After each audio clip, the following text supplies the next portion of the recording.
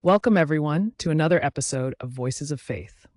I'm your host, and today we're diving into a teaching that has resonated across cultures and centuries, the Golden Rule, found in Matthew 7:12.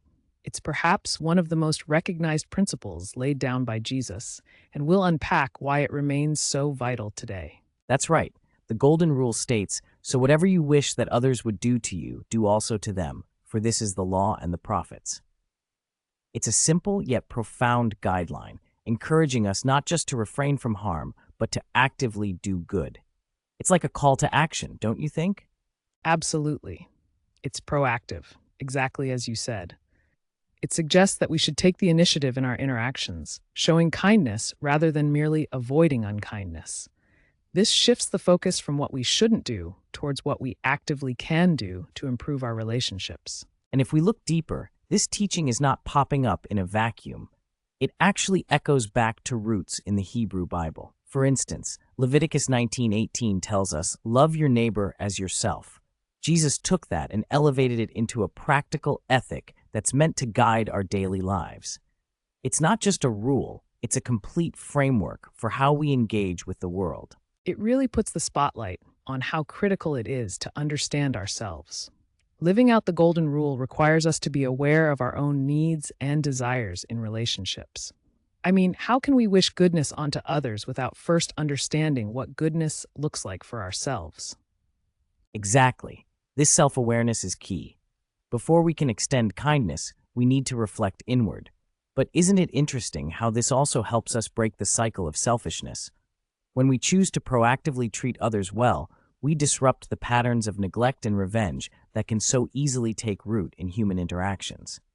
Definitely. By adopting the Golden Rule, we build a culture of care and mutual respect, which is at the heart of God's kingdom vision. It's all about creating connections based on love rather than fear. Let's talk about where this applies too. The Golden Rule isn't limited to just family or close friends. It extends to our workplaces, church communities, and even strangers we encounter daily. It's about being committed to living your values, not waiting for others to reciprocate that generosity. It's not contingent on how others treat us. Right? And think about how Jesus' teaching resonates in today's society. In a time when individualism can lead to isolation, this principle is a bridge builder. Often, moral teachings have been couched in the negative, like, don't do to others what you would not want done to you. But Jesus flipped that, changing it from avoiding harm to actively seeking good. I love that perspective.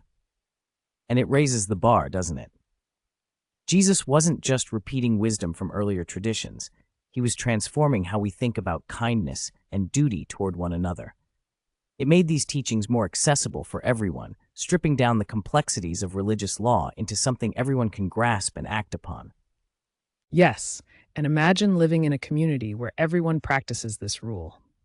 It's a simple phrase, but embodying it could lead to profound changes in our culture.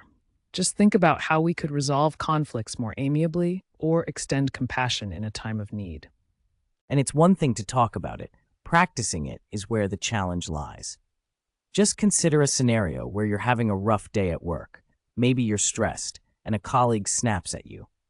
Wouldn't it be transformational to respond not with anger, but with a reminder of how you wish to be treated, offering grace rather than retaliation?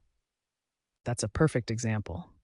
It's not always easy to implement, but that's why this teaching matters. It prompts us to think critically about our responses.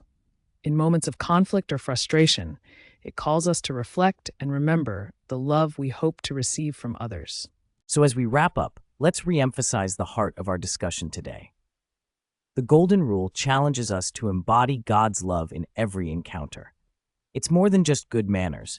It's a principle that could reshape our relationships, our communities, and ultimately our world. Exactly. It's a call to action that asks us to be proactive in kindness, understand ourselves, and create a culture embedded in mutual respect and care. We invite you to reflect on how you can practice the Golden Rule in your daily interactions. Whether it's with family, colleagues, or even strangers, embodying love is what it's all about. Thank you for joining us today on Voices of Faith. We hope you found this exploration of the Golden Rule inspiring and useful. Until next time, let's strive to not only talk about love, but actively live it out in every encounter we have.